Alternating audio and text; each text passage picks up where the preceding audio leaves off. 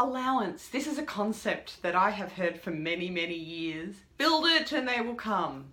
Let it go. It'll appear when it's ready. Look, as much as that can be true, in my experience, I have found that setting allowance with an intention is a much more effective way of achieving what it is you want to have come into your world.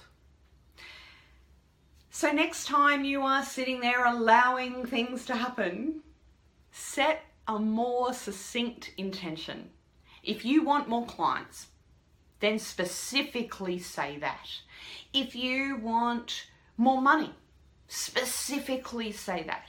If you want better relationships, specifically say it. Because when you're working with allowance energy, you have to tell it what it is you want.